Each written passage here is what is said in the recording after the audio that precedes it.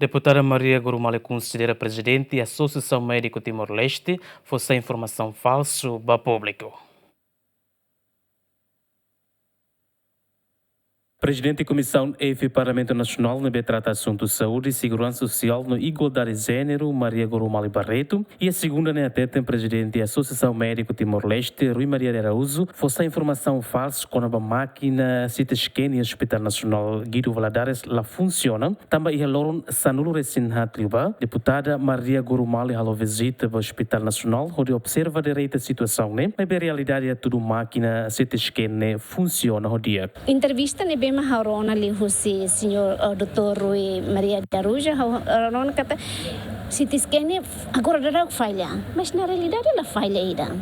Na realidade funciona ela.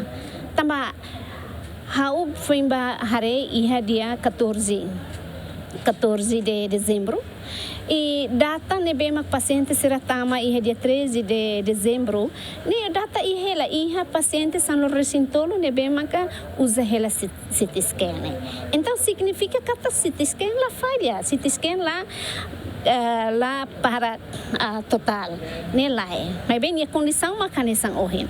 Ne operação ela funciona ela, mas bem só acontece que iha redução ba paciente de nebema lá urgente, o paciente de nebema lá grave. Razão também hoje né Tali Coreia nebema que bicicleta coto né mas ser assegura ida né lá bele acontece também se acontece então né itabele dia fatal total.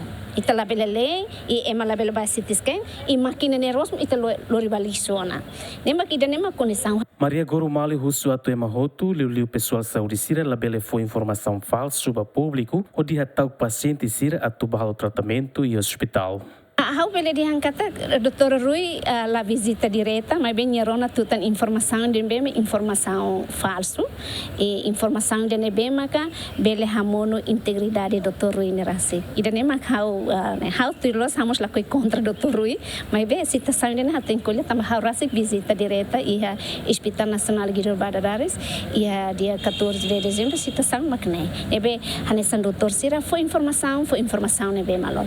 How las ema médico los ema saúde, mas bem, a minha preocupação makne. Se ema saúde maka for informação falsa baia público, a minha preocupação maka itania população sira, la bele acesso a facilidade de saúde, também sira bele hanoi nesne how vamos how mate, how helen mas hele uma how mate, dia que how hele uma how mate han família. E de nema ita tem que assegurar, ita tem cuidado, la bele